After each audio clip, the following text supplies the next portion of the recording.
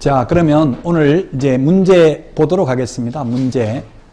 1번 문제인데요. 목적입니다. 시험에는 21회 때 나오고 아직 출제되지 않았지만 이게 출제되면 굉장히 어렵습니다. 사실은. 자, 공인중개사법은 뭐였습니까? 1조. 공인중개사의 업무 등에 관한 사항을 정하여 그 전문성을 제고하고 부동산 중개업을 건전하게, 지도라는 말은 없습니다. 육성하여 부동산 중개업무를 적절히 규율한다는 말 없죠? 국민경제에 이바지함을 목적으로 한다. 어렵죠? 이게 시험에 나오면 어려워요. 자, 이게 정답 적어놨습니다. 다시 한번 읽어보면 공인중개사의 업무 등에 관한 사항을, 노란 글씨 보이죠? 공인중개사의, 여러분들 프린트 내드린 것도 답 다 있잖아요. 바로 밑에. 공인중개사의 업무 등에 관한 사항을 정하여 그 전문성을 제고하고 부동산 중개업을 건전하게 육성하여 국민경제에 이바지함을 목적으로 한다. 옛날에는 국민재산권 보호였습니다. 국민재산권 보호, 국민경제에 이바지, 공공복리, 의미는 같은 의미예요. 근데 시험에 공공복리 하면 X입니다. 우리 공법은 국토의계획 및 이용에 관한 법률, 건축법, 주택법 보면 목적에 다 공공복리라는 말이 들어가 있어요. 공법이라는 것은 한마디로 말하면 공공복리를 위해서, 여러 사람들을 위해서 개인의 사유재산권을 침해할 수 있는 게 공법입니다. 예를 들면 도로 확장하겠다 하면 난 절대로 못 팔겠다 하면 그냥 강제로 수용하는 게 공법이라고요. 공법은 사유재산권을 침해할 수 있는 게 공법이라고요. 공공복리를 위해서. 그래서 공공복리가 다 목적으로 들어가 있어요. 근데 우리 공인중개사법에 공공복리라고 하면 X입니다. 국민경제에 이바지입니다. 이거는 단순히 암기니까 좀 어렵습니다. 1번은. 자, 다음 문제 볼까요? 2번입니다. 2번. 2번 문제. 일정한 보수를 받고 부동산 중개행위를 한 중개행위를 부동산 컨설팅 행위에 부수하여, 이게는 포인트가 업입니다. 업이 뭡니까? 직업을 하는 게 업이라고 했죠? 반복하는 게, 불특정 다수와 계속 반복하는 게 업이라고 했죠? 업으로 했다면 주된 업무가 컨설팅이고 중개업이 부수적으로 했다 하더라도 업으로 했으면 중개업이라고요. 중개업, 이게 뭐냐면 이게 판례인데요. 이게 뭐냐면 무자격자가 적발되니까 검사가 너 무등록 중개업자지 하니까 아니요, 중개업은 별로 몇 건 안 하고 컨설팅 위주로 했는데요, 이렇게 이야기한 거예요. 그러니까 검사가 어쨌든 중개하기는 몇 건 했잖아 하니까 예, 몇 건 했는데요. 몇 건 했으면 업으로 했기 때문에 무등록 중개업자로 3년 이하의 징역이나 3천만 원 이하의 벌금이라는 이야기예요. 컨설팅만 했다면 처벌 안 받죠? 왜? 컨설팅은 중개가 아니라고 했잖아요. 무자격자도 컨설팅업은 할 수 있다고요? 컨설팅이라는 게 뭐예요? 타당성 분석이 컨설팅이죠?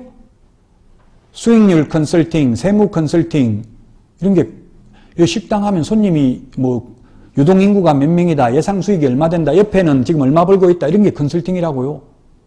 그 컨설팅은 공인중개사 자격증 없어도 해도 돼요. 근데 컨설팅에 부수해서 뭘 했어? 지금 중개를 업으로 했다고 돼 있잖아요. 업으로. 직업으로 하면은 중개업에 해당하지 않는다, X라고요? 해당한다.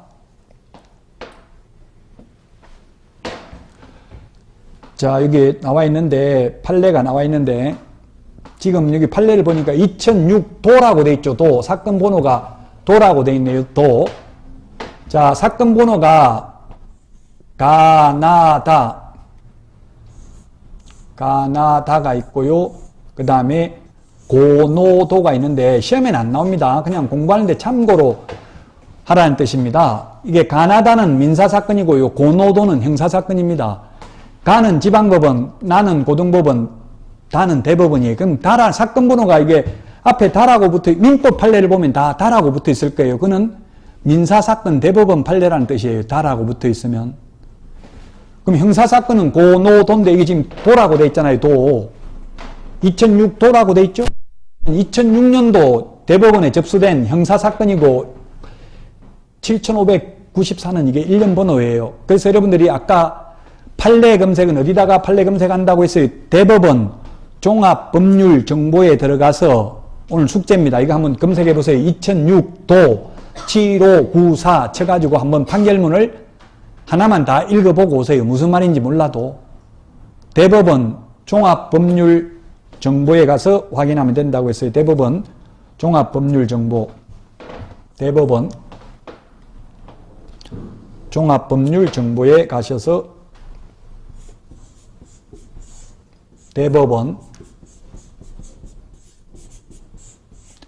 종합법률정보 인터넷으로 지금 한번 치보세요. 다음이나 네이버로 종합법률정보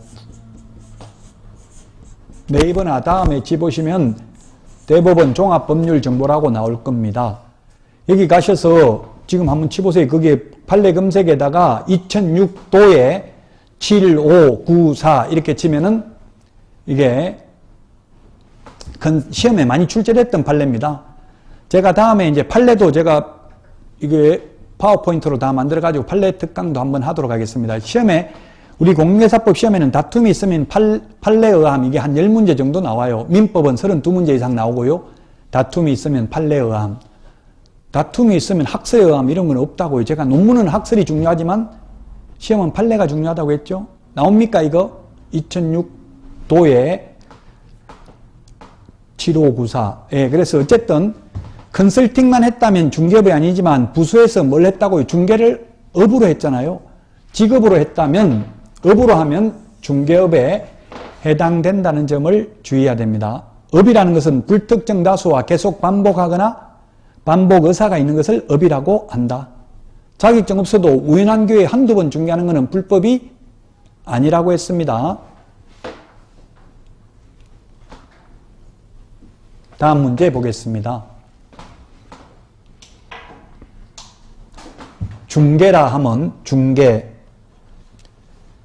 중개라 하면 중개대상물, 예, 중개대상물이라고 했죠? 중개대상물에 대하여 거래 당사자 간에 매매, 교환, 임대차 뭐가 빠졌다고 X라고 이거 그 밖의 권리의 득실 변경에 관한 그 밖의 권리 빠졌다고 X라고요? 기출문제 이렇게 나왔어요. 짜증나죠? 과목의 특성이 그렇습니다. 공법은 짜증나진 않아요. 오히려 명확해요. 내용이 많아서 그렇고 공인중개사법은 내용이 적은 대신에 말장난이 굉장히 심해요. 쉽게 내버리면 다 만점 나오니까. 옛날에 만점이 600명 나온 적이 있었어요. 공인중개사법 시험이 기출문제. 그래서 출제위원들 다 잘렸어요. 만점 600명 나오는 게 말이 되냐 해가지고. 그래서 요즘은 만점은 못 받게 합니다. 90점 이상은 받기 쉽지 않아요. 공인중개사법도. 70점 받기는 굉장히 쉽다고 했죠. 근데 80점은 받아야 합격입니다. 2차를 안정적으로 합격하시려면. 그래서 전략과목은 공인중개사법이 전략과목이에요. 보통 공부하시는 분들이 공법은 과락은 면하고 공인중개사법을 80점 이상 받고 공법도 계속 수업 들으면 60점은 나오죠. 그 인터넷에 보니까 우리 공법 선생님이 굉장히 강의를 잘한다고 나오더라고요. 수업만 들어도 60점 이상은 나온다고 말씀하시더라고요. 제가 직접 수업을 다 들어보진 않았지만 그래서 수업만 착실하게 빠지지 않고 들으면 60점 공법은 60점 이상만 받으면 공인중개사법에서 80점 받으면 안정적으로 합격할 수 있습니다. 그 밖의 권리 빠졌다고 X입니다. 그 밖의 권리. 그 밖의 권리가 뭐가 있다고 했습니까? 저당권 등 담보물권, 그 다음에 환매권. 환매권이 뭔지 모르지만 환매권이라는 것은 그냥 국어적으로 보면 민법에 나오는데 다시 살 수 있는 권리가 환매권입니다. 환매권, 유치권. 유치권이라는 것은 우리 교도소 유치장 이런 말 하잖아요. 유치권이라는 말 뜻은 꽉 잡고 있을 수 있는 권리를 유치권이라고 하는 겁니다. 예를 들면 집수리를 했는데 집수리비를 안 주면 세입자가 집수리를 했는데 집수리비 안 주면 주인이 집수리비 안 주면 그 집에서 꽉 잡고 안 나가고 있을 수 있는 권리를 유치권이라고 하는 거예요. 세탁소에서 세탁물 맡겼는데 세탁비 안 주면 세탁소 주인은 안 내줘요. 세탁물. 그게 유치권이라고요. 시계 수리했는데 시계 수리비 안 주면 시계 안 주고 가지고 있을 수 있는 권리를 유치권이라고 한다고요. 꽉 잡고 있을 수 있는 권리. 이것도 중개상 권리다. 유치권. 그 다음에 법정지상권, 법정저당권 이런 게 있다는 것만 알고 또 법정지상권, 법정저당권 이런 거는 다음 달에 말씀드리겠습니다. 좀 어려운 용어니까.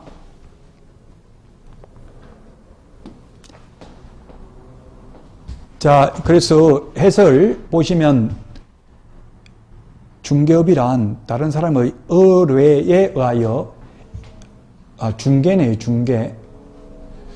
중개란 중개 대상물에 대하여 거래 당사자 간의 매매, 교환, 임대차, 그 밖의 권리 밑줄 치세요. 그 밖의 권리의 득실병행에 관한 행위를 알선하는 것을 중개라 한다.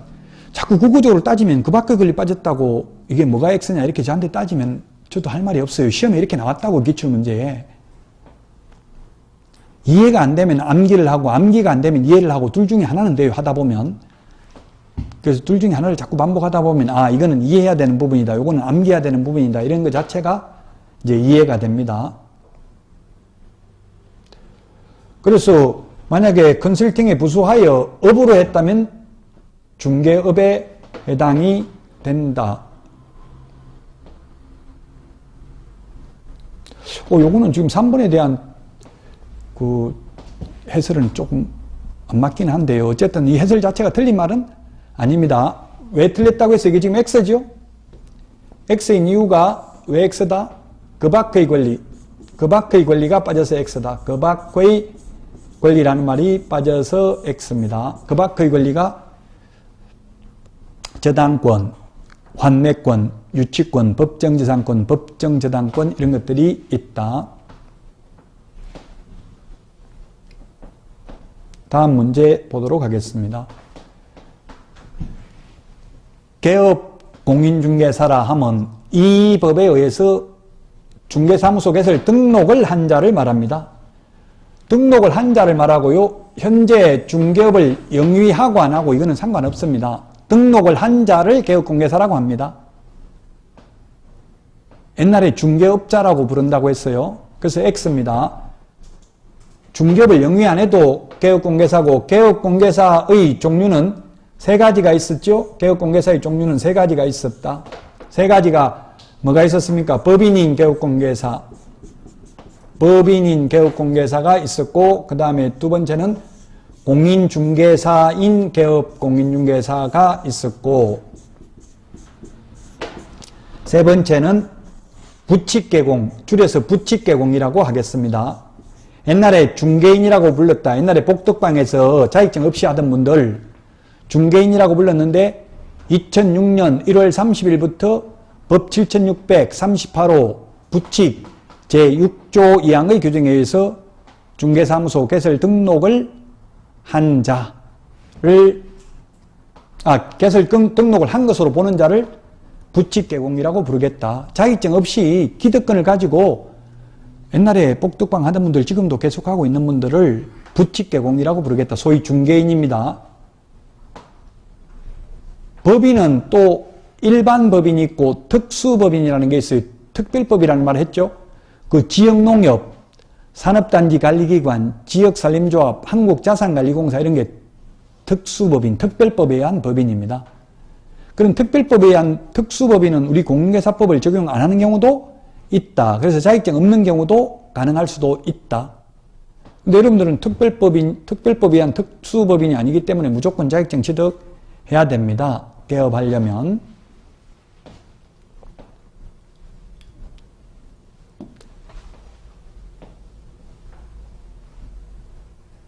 자, 그래서 개업공개사는 그냥 등록을 한 자를 말합니다. 등록을 한 자.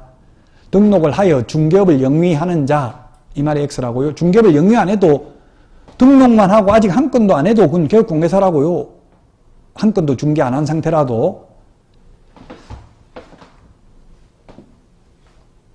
다음 문제 보도록 하겠습니다. 소속공인중개사입니다. 소속공인중개사. 소속공인중개사라 하면 개업공인중개사에 소속된 공인중개사로서 중개 업무를 하거나 또는 개업공인중개사의 중개 업무를 보조하는 자를 말한다고 했죠. 둘 중에 아무거나 해도 되는데 이거는 중개 업무만 보조하는 자를 말한다. 보조하는 자뿐만 아니라 중개 업무를 직접 할 수도 있다고요. 계약서 쓸 수 있다고 했잖아요. 소속공인중개사는 계약서 쓸 수 있고 확인설명서 쓸 수 있고 확인설명도 할 수 있습니다. 중개업 하다 보면 정말 희한한 일들이 많이 일어납니다. 돈 쉽게 버는 것 같지만 어려운 일도 굉장히 많아요. 여기 3번에서 실제 있었던 일입니다. 이게 저녁에 와서 봤어요. 그 지하철 근처에 시끄럽다 이야기 다 했어요. 이게 금정역에서 3번역 오는데 보면 그 많잖아요. 아파트 같은 거 있잖아요. 그런데 나중에 뭐라고 하냐면 지하철이라고 말했다고 확인 설명 위반이라고 하더라고. 지상철인데 지하철이라고 해서 쏘갔다 이렇게 말하는 거예요. 지하에 있는 줄 알았는데 지상에 있는 거 말 안 해서 시끄러워서 수식에는 뭐라고 돼 있어요? 확인 설명서는 지하철이라고 적어놨어요. 그러니까 여러분들은 지상에 있으면 지하철이라고 하지 말고 뭐 전철 이런 거 적든지 그렇게 하세요. 그 문제가 되더라고요. 지하철이랑 지하에 있는 게 지하철이잖아요. 지상에 있잖아요. 지상에 있는 거하고 지하에 있는 거하고 엄청나게 차이 나죠? 꼬투리 잡으려고 하면 별게 다 문제될 수 있다고요. 그 꼬투리 잡는 거는 의뢰인들이 자기가 손해봤다고 생각하면 이제 꼬투리를 잡는다고요. 그러니까 중개라는 것은 중립적인 위치에서 공정하게 중개하면 너 때문에 손해봤다 이렇게 하면 가만 안 있는다고 의뢰인들이 계속 물건 의뢰지니까 조심해야 돼요. 여러분들이 현업에 가시면 공정하게 중립적인 위치에서 중개하도록 노력해야 돼요.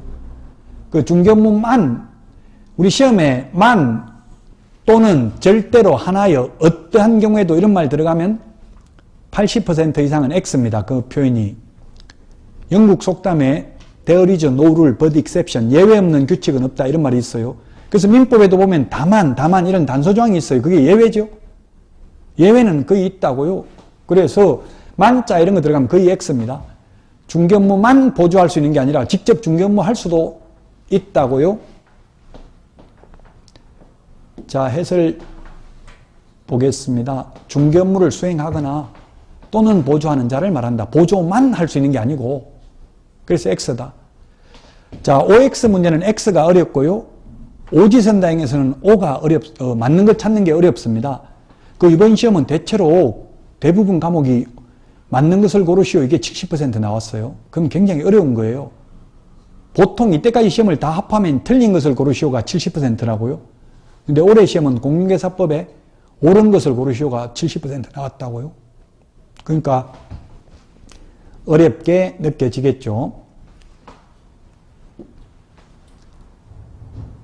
자, 중개보조원이라 하면 개업공개사에 소속되어 중개 대상물에 대한 현장 안내 및 일반 서무 등 개업공개사의 중개 업무와 관련된 단순한 업무를 보조하는 자를 말한다. O입니까? X입니까? X입니다. 무슨 말이 빠졌어요? 공인중개사가 아닌 자로서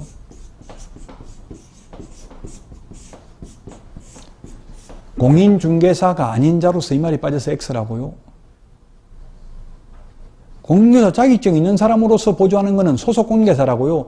소속공인중개사는 보조도 할 수 있고 중개업무도 할 수 있다고 했죠.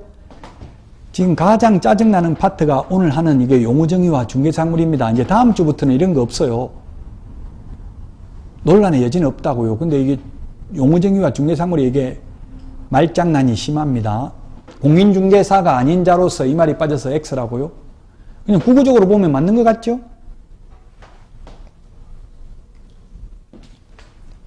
이 공인중개 해설 보시면 공인중개사가 아닌 자로서 이 말이 빠져서 X다.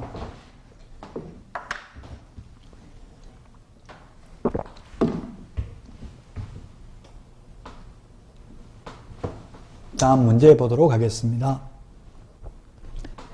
개업공개사가 거래 쌍방 당사자로부터 모두 중개 의뢰받아야 하는 것은 아니며 거래 일방 당사자의 의뢰에 의한 일방 중개도 중개에 해당한다.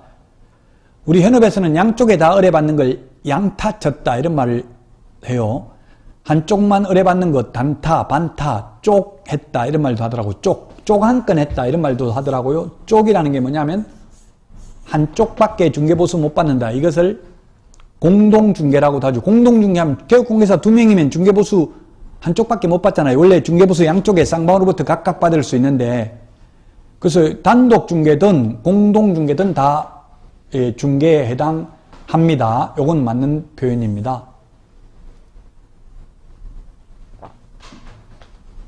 예, 정답 O입니다. 지금 그러면 우리나라에서 단독 중개가 많을까요? 공동 중개가 많을까요? 명확한 통계는 없습니다. 그러나 제가 해보니까 공동 중개가 증가하고 있는 추세에 있는 건 확실합니다.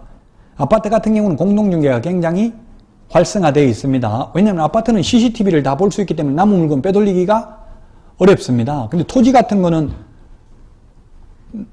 알려줘버리면 공동중개한다고 집은 다 알려주면 나중에 자기 혼자 가서 직접 중개해버릴 수도 있겠죠. 그래서 토지 같은 거는 공동중개가 활발하지 않고요. 아파트는 굉장히 활성화되어 있습니다. 공동중개가 점차 증가하는 추세에 있습니다. 선진국은 미국, 캐나다, 호주, 뉴질랜드, 유럽 같은 데는 거의 대부분이 공동중개고요. 그래서 그런 나라들은 외국 선진국 OECD 국가들은 중개보수를 매도인, 임대인한테만 받습니다. 일방으로부터만. 우리나라는 중개보수를 쌍방으로부터 각각 받죠? 양쪽에 다 받잖아요. 매도인, 매수인 전부 다. 7번 맞는 내용이고요. 8번입니다. 8번. 저당권 등 담보물건도 중개의 대상이 되나 저당권 설정이 금전소비대차, 쉽게 말하면 돈 빌려주고 이 말이죠. 그 금전소비대차의 알선에 부수하여 이루어진 경우에는 중개의 대상이 아니다. 은행에 대출 알선하고 저당권 설정하고 커미션을 받아 먹는 것도 중개라고 했죠. 그래서 공인중개사 자격증 없이 계속 대출 커미션을 많이 받아 먹으면 무등록 중개업자로 처벌받는다고요. 그러나 개업공개사들은 대출 알선하고 0.3% 커미션 받아 먹어도 공인중개사법 위반이 아니라고 했죠. 저당권 설정 알선하는 것도 중개다. 저당이라는 건 담보로 잡히는 걸 저당이라 하고, 저당권은 담보로 잡힌 물건을 경매에 넘겼을 때 다른 채권자보다 우선 면제받을 수 있는 권리를 저당권이라고 한다. 은행에 우리 융자 받으려면 건저당 설정을 해요. 건저당 설정. 그 건저당 설정이든 저당권 설정 알선하는 거 모두 중개 대상이 아니다가 아니라 중개 대상입니다. 그래서 X다, 이거는.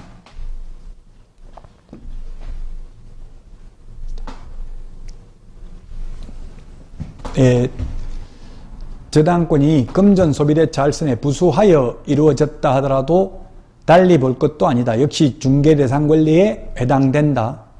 그래서 개업공개사만이 중개를 업으로 할 수 있다.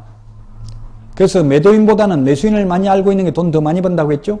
대출 알선하면 커미션 받고, 돈 받는 게 많아요. 대출 알선하면 커미션 0.3% 정도 받고, 법무사 25만원 받고, 이삿짐 센터 알선하면 2만원부터 10만원 정도 받아요. 중개사무소에 가보면 원탁에다가 이삿짐 명함 많이 나눴잖아요. 그거 받아가가지고 전화하면은 그 중개업소에 최소한 커미션 2만원 이상은 줘요. 그 업무만 잘하면, 건수만 많이 올리면 중개보수 외에도 들어오는 돈이 많다고. 도배업체 이런 거 소개하면 또 10% 커미션 받아요.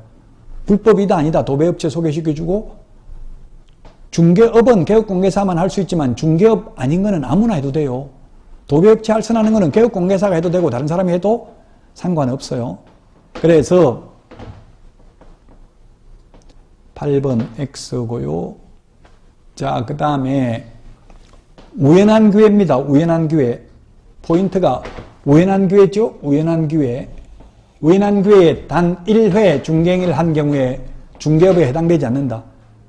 업이 되려면 불특정 다수와 계속 반복하거나 반복 의사가 있어야 된다고 했죠. 그래서 우연히 딱 한 번만 했다면 중개업이 아니다. 딱 한 번만 하려면 자격증 취득할 필요 없다고요.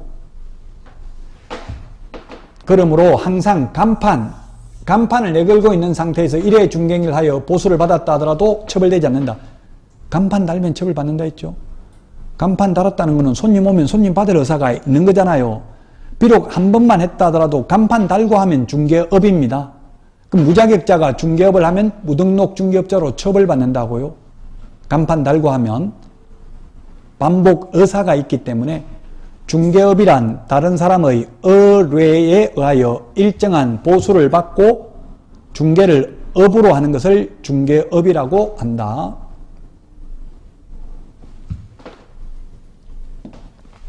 자, 그래서 X입니다. 간판 달고 하면 비록 한 건만 했다 하더라도 중개업에 해당이 됩니다. 반복 의사가 있기 때문에 그렇습니다. 자, 마지막 문제인데요. 구분 건물이나 건물의 일부도 중개 대상물에 해당합니다.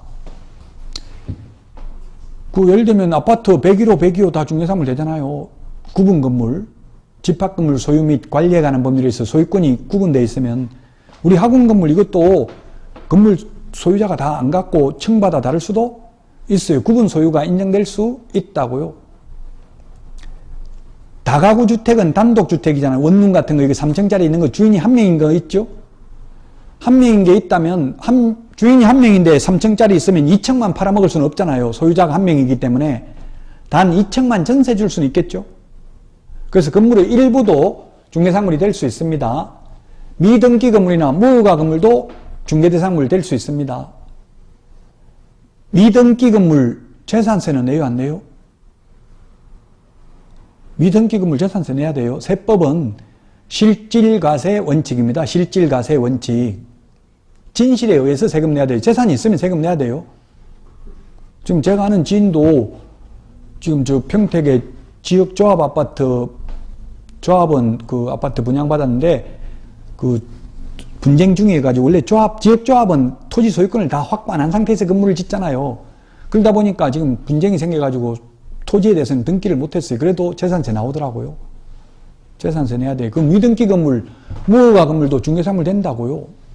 단 확인 설명을 해야 되겠죠. 이거는 무허가다, 미등기다 말은 해야 되겠죠. 속이면 나중에 손해배상해야 되겠죠. 미등기 무허가 건물도 중개상물에 해당합니다. 또 아파트의 특정 동호수에 대한 피분양자로 선정되어 분양계약이 체결된 후 분양권도 판례에서는 장래의 건축물로 지급하여 중개상물에 해당된다. 피분양자하고 같은 말이 수분양자입니다. 수분양자. 수분양, 피분양 같은 말인데요. 수분양은 받을 숫자, 분양받은 사람이 수분양자고 분양한 사람이 분양자입니다. 그 다음에 피분양자, 분양당한 사람 이 뜻이죠. 피분양자, 분양당한 사람, 피보험자, 피상속인, 상속인 중에서 앞으로 아마 민법이든 피라는 말이 피담보채권, 피라는 말 많이 나올 거예요. 피상속인, 상속인 중에서 누가 죽은 사람입니까? 상속인.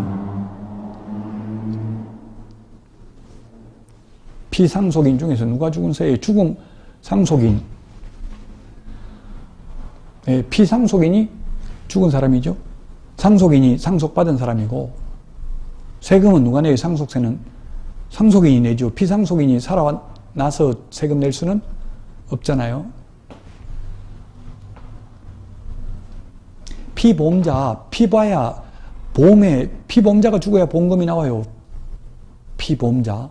보험자는 보험회사고 피보험자는 죽어야 될 사람이에요. 생명보험이라면. 자, 그래서 피분양자는 분양당한 사람, 수분양자, 분양받은 사람 같은 의미라고요. 아마 민법 판례에 보면 수분양자, 피분양자 이런 식으로 나오는데 같은 의미다. 분양받은 사람. 피분양자로 선정되어 분양계약이 체결된 후의 분양권도 미래의 건축물로서 중개 대상물에 해당됩니다. 자, 여기까지인데요. 오늘 강의한 내용이 세 가지입니다. 시험에 나오는 것은 1조 목적, 2조 용어정의, 3조 중개대상물까지 했습니다. 51개 조문이 있다고 했어요. 공인중개사법은. 그 중에서 3개 조문인데 가장 시험에는 많이 안 나오지만 가장 어렵고 짜증나는 파트입니다. 그러나 알아야 됩니다. 시험에 반드시 나오는 게 용어정의, 중개사물인데 용어정의 6개 있었습니다. 중개, 중개업, 공인중개사, 개업 공인중개사, 소속공인중개사, 중개보조원 6개 용어정의가 있었고요. 그 다음에 중개대상물은 토지, 건축물, 임목, 공장재단, 광업재단입니다. 그 암기 프린트, 핵심 비교정의 프린트에는 이거 용어정의와 중개상물은 넣어놓지 않았어요. 이거는 암기해가지고 될 부분이 아니거든요. 어느 정도 이해를 하면서 해야 될 부분이라서 그 핵심 비교정의 프린트에는 없습니다. 목적은 있죠. 단순히 암기해야 되는 거니까. 그 핵심 비교정의 프린트는 주로 암기해야 되는 내용들이에요. 대부분. 자, 오늘 여기까지 하고 다음 주에 뵙도록 하겠습니다. 건강관리 잘 하시기 바랍니다. 수고하셨습니다.